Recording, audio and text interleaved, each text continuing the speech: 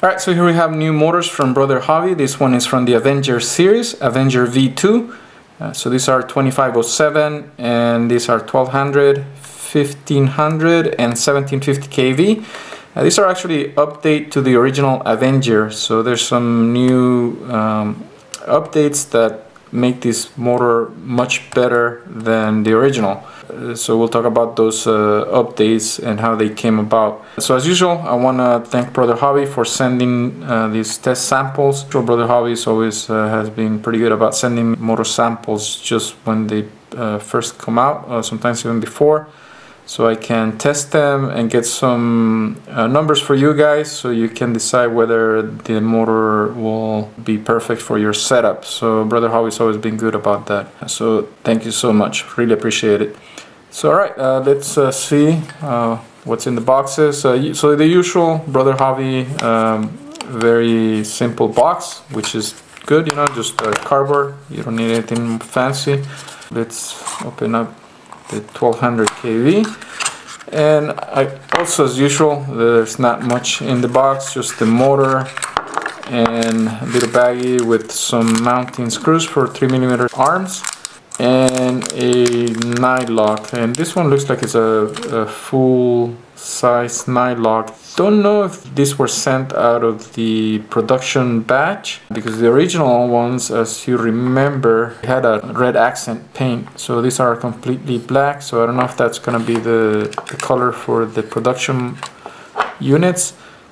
So let's have a look at the motor. Looks pretty much the same as the original Avenger, the same design on the spokes, which is pretty cool. It's a 5-spoke pattern, and naked bottom. This looks like it's 16x16 mount pattern, so that's pretty good. And the main update on this motor is they went to a 4x9x4 NMB bearing, so a lot stronger bearing, and they kept the retaining screw there, and that's a 1.5mm screw, and they did use a large head screw, so even though it's 1.5, at least they use a full-size head on there, so there's a lot of area there for the driver so it doesn't slip. So sometimes when they use those really small shallow heads, they'll be very difficult to remove, and you end up messing up the screw before you even take it out. So that's good. And there we see the windings pretty much out of the way on the bottom of the motor, so that's good. There, everything's tucked in, so nothing exposed. The other motors are basically the same, so the only difference is going to be the windings, the number of turns, because that's what determines the kV value for each motor. More turns, lower kV, fewer turns, and it's a higher kV. So there we have them, 1750, 1500 and 1250. So these come with pretty good length of 18 gauge wire, so pretty hefty, pretty beefy wire that'll be able to take any load you put this in. So this is about 180mm of wire, plenty of length for 7-inch arms, because that's what these were updated for. So the main purpose of Brother Hobby updating these motors is that a lot of people were asking for a 7-inch motor that could run on 6S whilst keeping amps low, so that it wasn't a battery killer. So that was the main goal of the updates they did on these motors. Davis from Brother Hobby asked me to check out the power draw on these motors, because they just wanted to confirm that on 7-inch props the draw was going to be lower than 40 amps. It was their goal to have a draw less than 40 for sure at the burst numbers, so that's pretty good, and that would be in flight. They wanted to see something that in flight wasn't going to be some crazy amp draw. So that was the main goal, which I think is pretty good, because if you have a motor that's going to be drawing a lot of amps, it's just going to discharge your battery and even kill them pretty soon. You'll get really bad voltage sag out of the battery. Alright, so let's get a weight on the motor, and that's with 195 millimeters of wire. So that'll come in quite hefty. That wire is pretty heavy, it's 18 gauge. So that comes in at 42 grams with 195 millimeters of 18 gauge wire. So if we were to cut that wire to 50 millimeters, we get rid of that much wire. As you can see, it's going to be quite heavy. That's 18 gauge. That's 435 roughly millimeters of wire.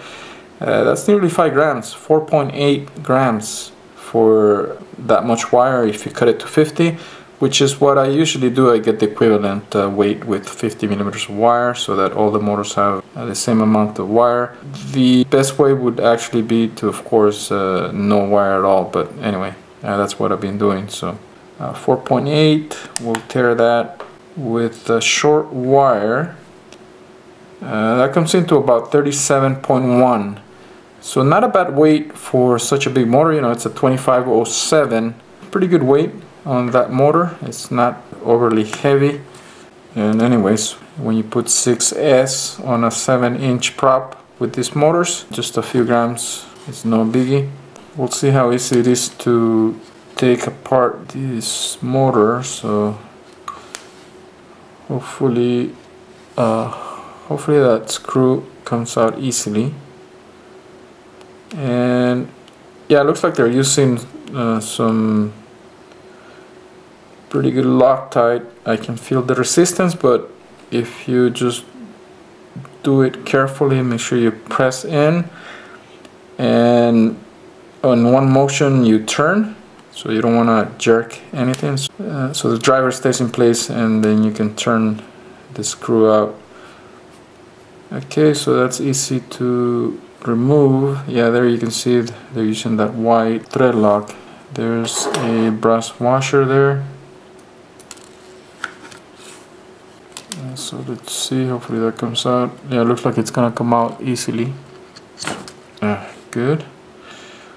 And it looks like that's a 4mm shaft, and it's hollow all the way through. And BrotherHobby uses the usual recipe for all their top motors. It's a titanium hollow shaft, a 7075 aluminum bell and casing, and also on the base they always go with 7075 aluminum.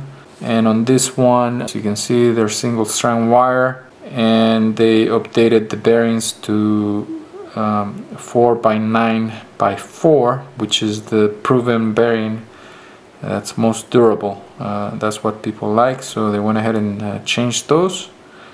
And these are good quality bearings, NMB, so that's good.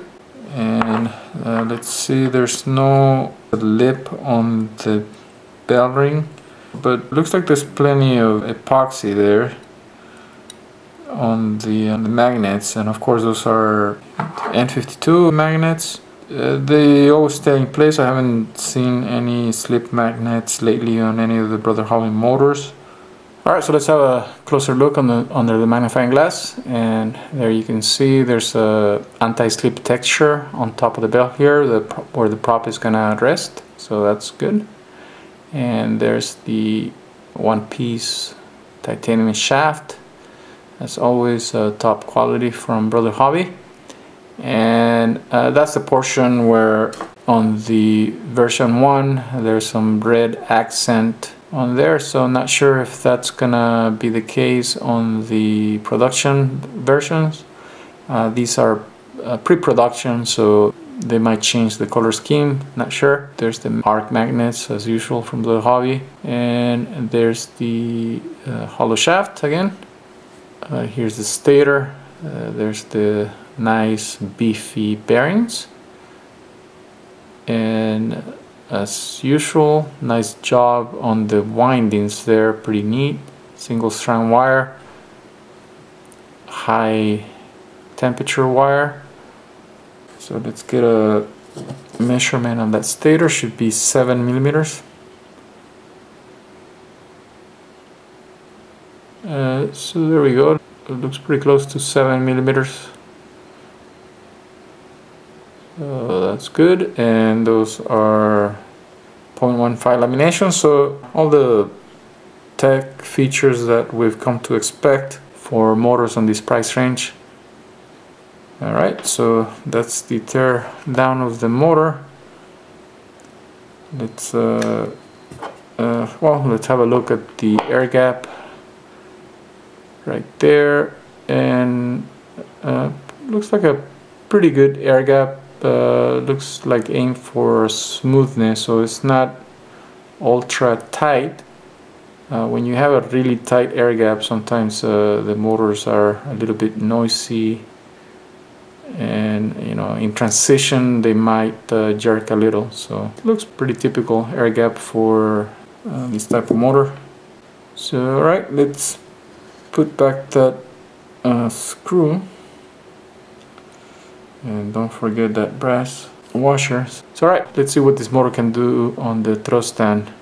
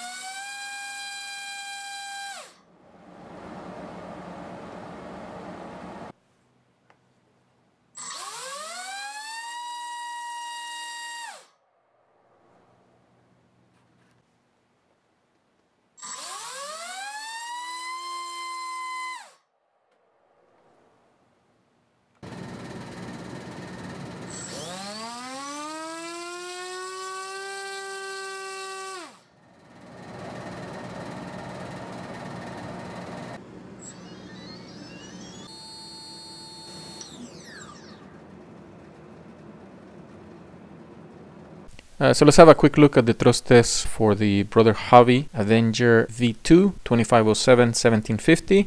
As you saw, this came in almost right on the dot at 1760 kV as measured by the thrust stand, so that's pretty close. And based on that kV, of course, I went ahead and tested mostly on 6S, but also did some 5, 4 and 3S runs depending on the propellers I used. With this KV, 5-inch props are perfectly usable according to these thrust results. As you can see, pretty high numbers here. So all these 5-inch tri-blade props are doing quite well on 6S, and also on 5S they could also be an option, but nothing exciting there on 5S. So basically on 6S looks like it's the way to go with this motor. Quite high output, and the amps are quite reasonable actually, so that could be an option. Then let's look at these 6-inch props, the usual 6040 from KingKong and 6045 from HQ. On 6S, just absolutely crazy high numbers there, 23 and 2200, and amps are still quite reasonable. Remember, these are static thrust numbers, so these are gonna be quite a lot lower once you're flying, roughly around 30 to 35% lower. And on 5S, still quite usable on 5S, the 6-inch prop. And on 4S, of course, it becomes a little bit mellow. So interesting thing here between these two is that with the smaller motors, like the 2207 or 2306, the 6040 prop actually is in some cases, in most cases, actually, it makes more thrust than the 6045, or they'll come in pretty similar, almost identical thrust. But here we can see the 6045 is actually making more thrust, so that tells us that on the smaller motors like a 2207, 2306, the prop is being limited by the motor actually. So right here we have a larger motor, so it's able to spin the 6045 at higher RPM, so it's making a little bit more thrust than the 6040. With the 6-inch tri-blades, also we see pretty high numbers, 2400 here with the Gemflan flash. Of course, the amps are getting to be a little bit high, so that'll go through a battery quite fast. Then moving on to the 7-inch props, as I limited to 5S because of the amps that I thought were going to be drawn pretty high, so I started at 5S, the 7045 and the 7035x3 and the S-DAL C5046. As you can see, around 2300, almost 2400 here on 5S. So pretty high numbers here. And again, the amps are gonna be quite high, but could be possible to manage in some setups if you have the right battery. On 5S, quite good here on 5S, these 7-inch props. And then on 4S, still pretty respectable numbers here for thrust and quite manageable amps, so that should be a good match right there. And on 3S, a little bit on the low side, but still should work in some setups if that's what you want to do on 3S. But here you can see we're only seeing 12 to 1300 grams of thrust. Same here for the 7056 on 3S, only 1353. So 4S and 7-inch, it's going to be a good match. And then I also went ahead and tested that 9-inch prop on 3S. It could work. I don't know if that's a setup that anybody's running. For 9-inch, probably slightly larger motor would be better.